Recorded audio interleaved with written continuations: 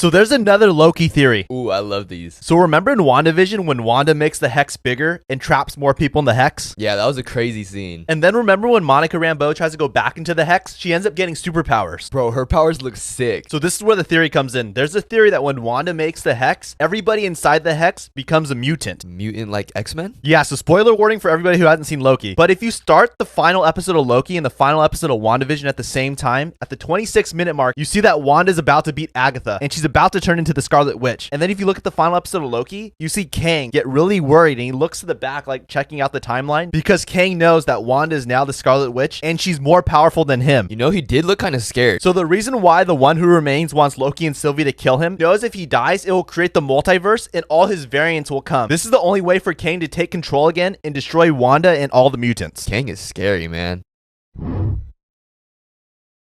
What if I told you all the horrible stuff that happened in 2020 was actually predicted 40 years ago? Oh gosh, you're about to break the internet, aren't you? Maybe, and I think we can all say 2020 was by far one of the worst years in history. Yeah, I think it's been the worst year for everybody in their entire life. Yeah, but the year 2020 was actually predicted 40 years ago in a book called Eyes of Darkness, written in 1981 by Dean Koontz, and also by another book written in 2008. And in the book, there's a prediction about 2020, and it says in 2020, there will be a pneumonia-like illness that will spread throughout the globe, attacking the lungs and the bronchial tubes. 40 years ago, they literally predicted what everybody's going through right now. Ryan, it was even predicted where this flu-like illness came from. There's no way. But get this, it said it will disappear and then it'll come back 10 years later. Don't tell me we have to go through this again in 2030.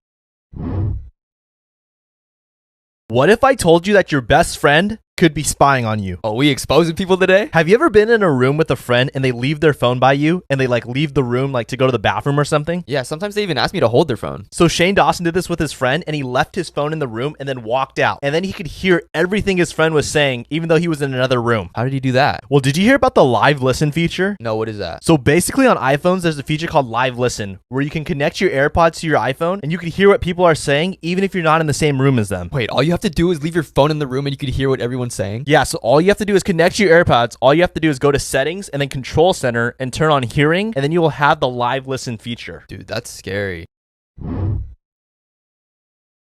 What if I told you that The Incredibles and Ratatouille are connected? Oh, this is going to be a good one. Okay, so remember towards the end of Ratatouille, we see Linguini and Colette skating together? Yeah. If you look really closely in the background, you could see a mime. And there's a theory that that mime ends up being Bon Voyage from The Incredibles. Wait, he does kind of look like him. And if you look closely at a newspaper that Colette is reading, the header says Bon Voyage on it. But there's even more. Remember when Chef Skinner was chasing Remy through the streets? Yeah. If you replay it in slow motion, you could see a hidden poster of Mr. Incredible in his blue suit. The same exact suit he wore while fighting Bon Voyage in the first Incredibles movie, showing that Bon Voyage is in Ratatouille. Dude, I never even knew there's a picture of Mr. Incredible in there.